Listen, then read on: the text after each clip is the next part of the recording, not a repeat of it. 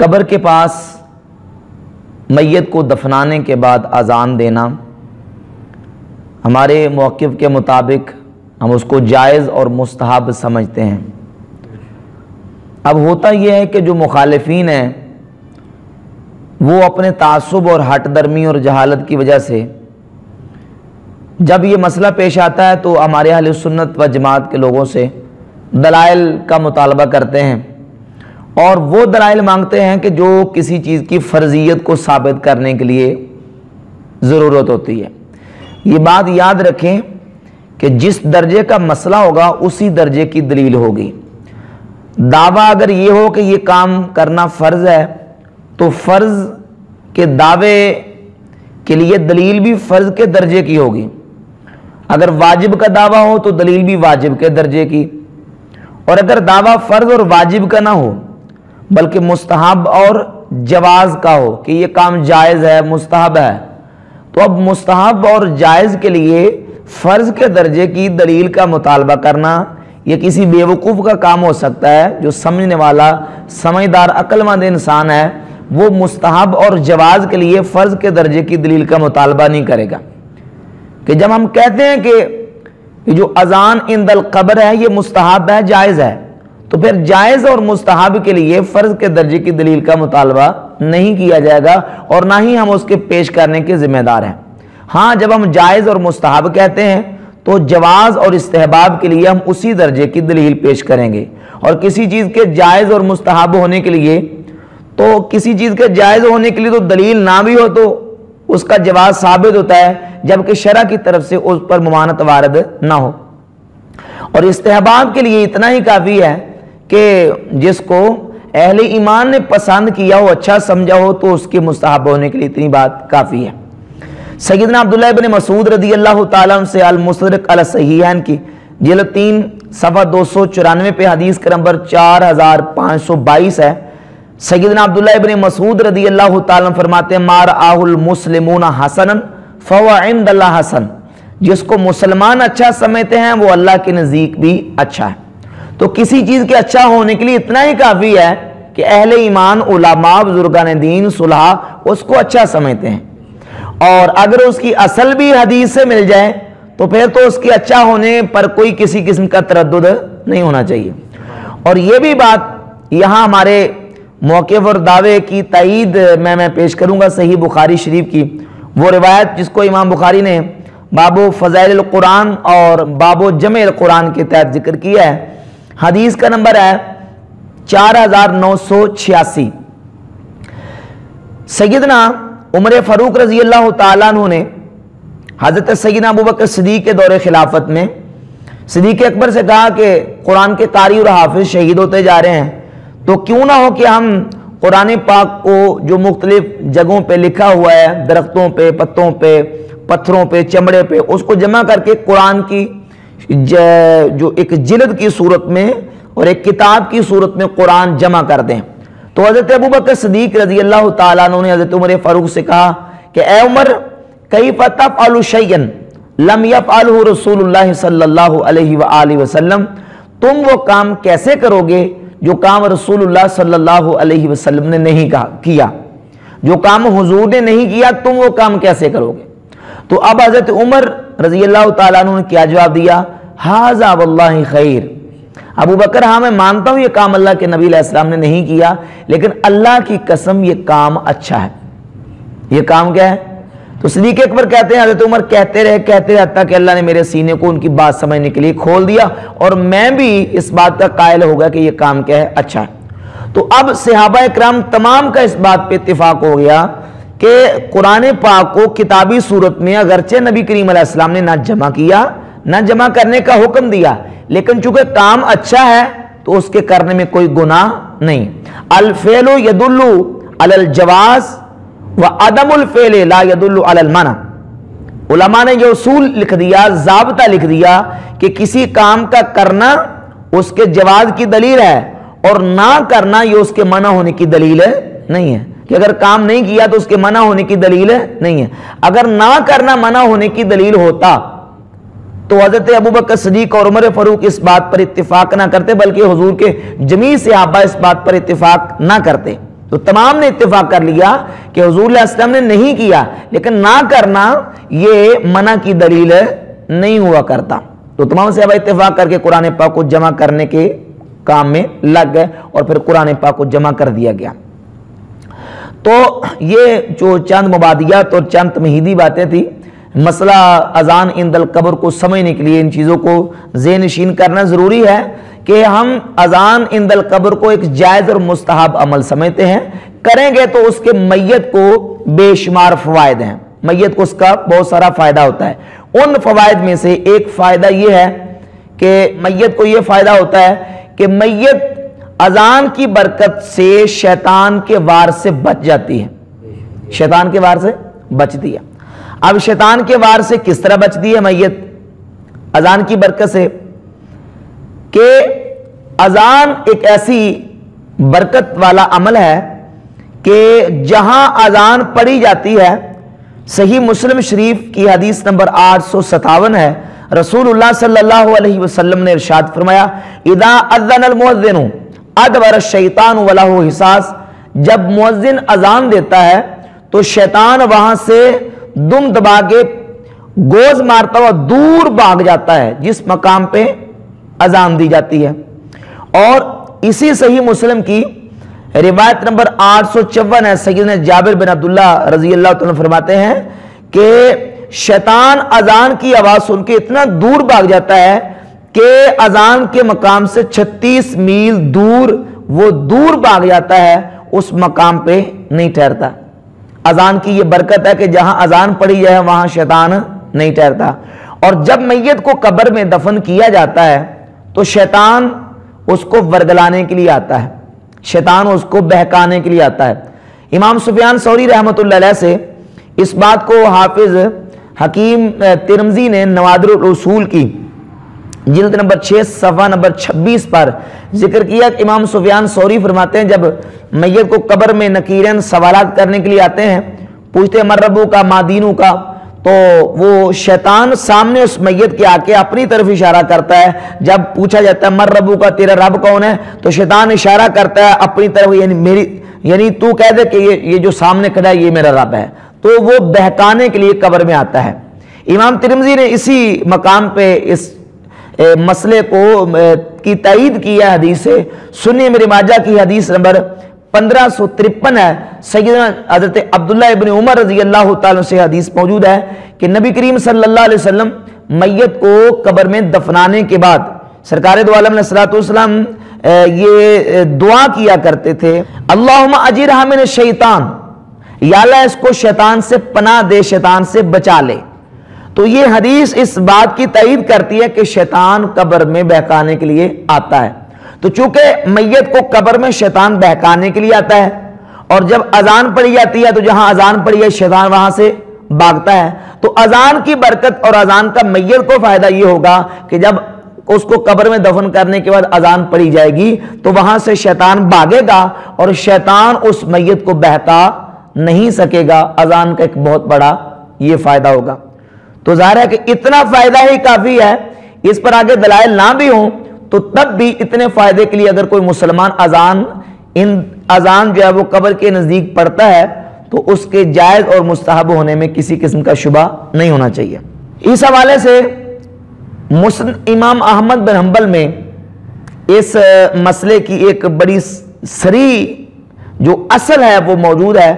کہ نبی کریم صلی اللہ علیہ وسلم نے اپنے صحابی حضرت سیدنا سعد ابن معاذ رضی اللہ تعالیٰ عنہ کو قبر میں دفن کیا۔ دفن کرنے کے بعد ان کی جو قبر کی مٹی اس کو برابر کیا اور برابر کرنے کے بعد رسول اکرم صلی اللہ علیہ وآلہ وسلم نے یہ کلمات کہے اللہ اکبر اللہ اکبر اللہ اکبر اللہ اکبر سبحان اللہ سبحان اللہ سبحان اللہ۔ یہ مسند احمد کی حدیث نمبر 14611 جلد نمبر 4 صفحہ 359 اور مشکات کی حدیث نمبر 135 ہے۔ جب نبی کریم علیہ السلام نے یہ کلمات پڑھے اللہ اکبر سبحان اللہ تو حضور کو سن کے صحابہ نے بھی کہا سبحان اللہ اللہ اکبر اللہ اکبر اللہ اکبر۔ لیکن صحابہ نے حضور سے پوچھا بھی کہ یا رسول اللہ آپ نے یہ جو لما سبحت ثم کبرتا، آپ نے سبحان اللہ کہا، اللہ اکبر کہا، یہ کیوں کہا؟ تو حضور اکرم صلی اللہ علیہ وآلہ وسلم نے فرمایا لقد تضایق علی ھذا العبد الصالح قبرہ، اس نیک بندے، اس بندے مومن نیک بندے پر قبر تنگ ہو گئی تھی، اور فرمایا کہ میرے اللہ اکبر اور سبحان اللہ کہنے کی برکت سے اللہ نے اس کی قبر کو کشادہ فرما دیا۔ تو یہ حدیث اصل ہے اذان عند القبر کے مسئلہ میں، کہ چونکہ اذان میں بھی یہ کلمہ 6 مرتبہ استعمال ہوا ہے، 4 مرتبہ شروع میں اور 2 مرتبہ آخر میں، 6 مرتبہ یہ کلمہ اذان میں آتا ہے۔ تو چونکہ اللہ اکبر کہنا، سبحان اللہ کہنا، یہ نبی کریم علیہ الصلوۃ والسلام کی صحیح حدیث سے ثابت ہے۔ جب حضور کی حدیث سے یہ کلمات ثابت ہوئے تو چونکہ اللہ اکبر اللہ کا ذکر ہے، اور ذکر الہی میں زیادتی کرنا اور کلمات کا اضافہ کرنا یہ صحابہ کے معمول سے ثابت ہے، کہ صحابہ اکرام علیہم رضوان خود نبی کریم علیہ الصلوۃ والسلام کے بتائے ہوئے کلمات جو ذکر کے تھے ان میں اضافہ کر کے اس کو جائز سمجھتے تھے، اور وہ اضافہ کرنے کو درست سمجھتے تھے۔ تو جب کلمات کا اضافہ دعاؤں کا اور ذکر کا کرنا جائز ہے، تو اسی طرح اذان اور قبر کے نزدیک جو کلمات اور ذکر کیا جاتا ہے اس میں اضافہ کرنا بھی کیا ہے؟ جائز ہے۔ صحابہ وہ اضافہ کون سا کرتے تھے؟ صحیح مسلم شریف آپ اٹھا کے دیکھیں، صحیح مسلم میں تلبیہ کا بیان دیکھیں۔ تلبیہ کے بیان میں حضرت عبداللہ ابن عمر اور حضرت فاروق اعظم رضی اللہ تعالیٰ عنہ سے حدیث نمبر 2811 سے لے کر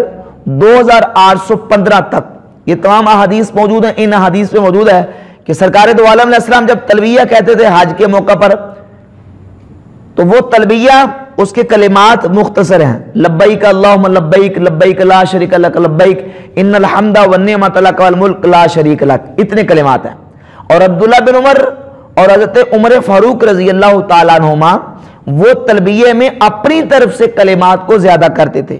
اسی طرح حضرت عبداللہ ابن مسعود بھی کلمات میں اضافہ کرتے تھے، اور امام حسن مجتبی رضی اللہ تعالیٰ عنہ وہ بھی کلمات میں اضافہ کرتے تھے۔ تو صحابہ کے اس معمول سے پتہ چلا کہ ذکر کے، دعا کے، حمد کے کلمات میں اضافہ کرنا یہ بہتر اور مستحسن ہے، یہ ممنوع اور ناجائز نہیں ہے۔ تو حضور نے عند القبر اللہ اکبر کے کلمات ذکر کے کہے، تو اس کے ساتھ اگر اور کلمات بھی ساتھ ملائے جائیں تو صحابہ کے عمل کی روشنی میں وہ جائز قرار پاتے ہیں، وہ ناجائز اور ممنوع نہیں ہیں۔ یہ جو حدیث میں نے پیش کی ہے، اس حدیث کے حوالے سے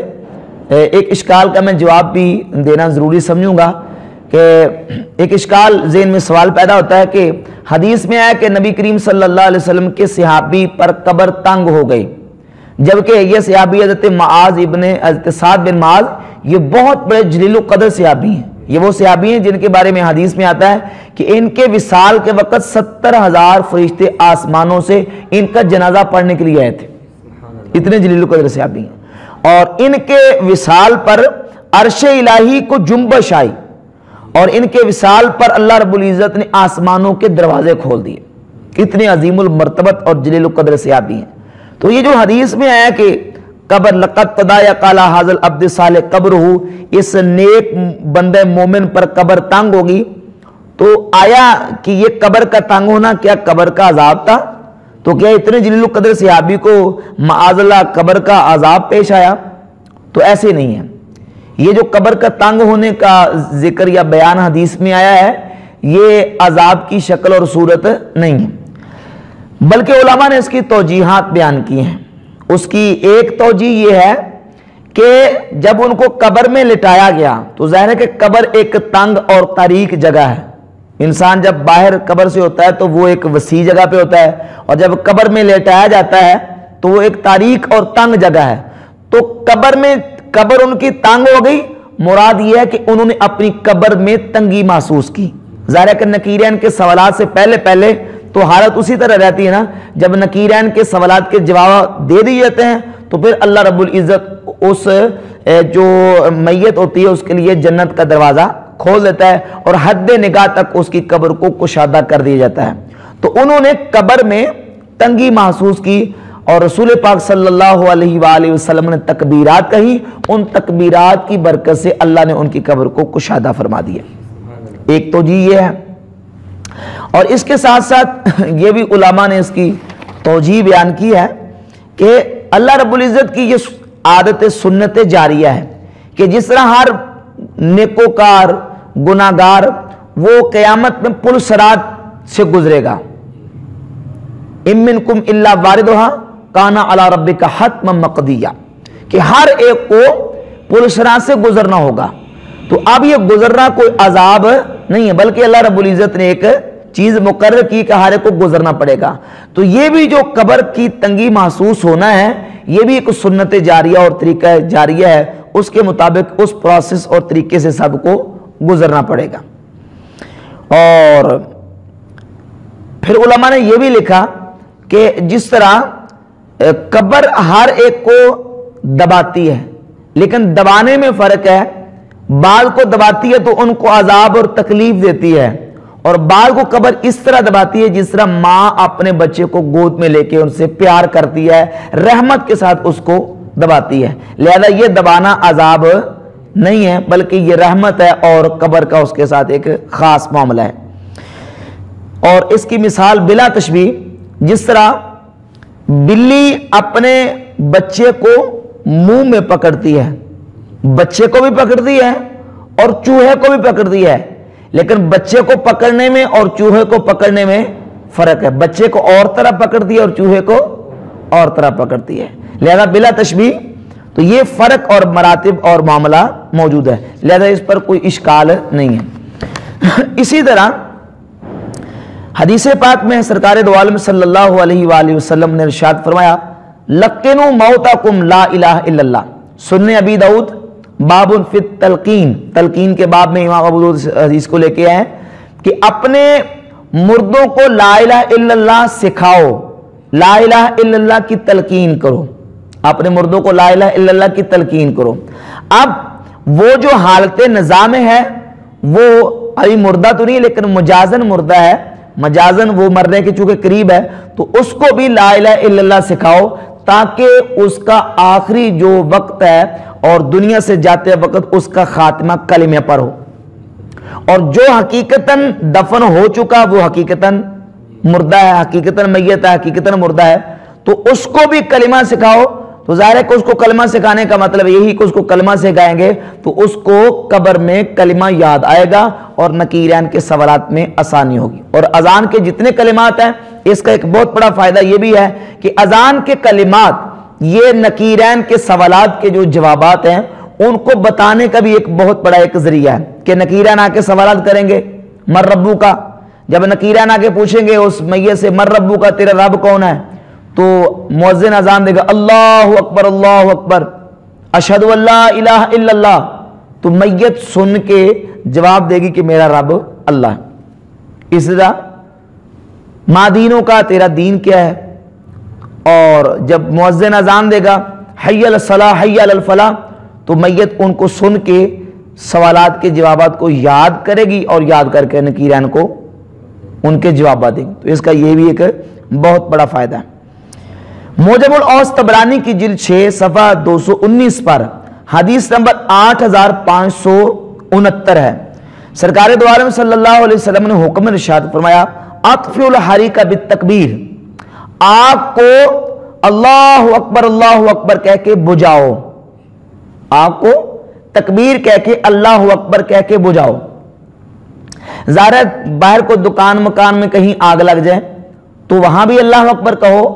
اور قبر چونکہ قبر میں میت کو جب عذاب ہوتا ہے تو وہاں بھی آگ کا عذاب دیا جاتا ہے، تو وہاں بھی اگر اللہ اکبر کہا جائے تو قبر والے کی آگ عذاب کی بجھے گی، اس سے میت کو فائدہ ہوگا، اس لیے اذان پڑھی جاتی ہے۔ اور المستدرک علی الصحیحین جلد 1 صفحہ 198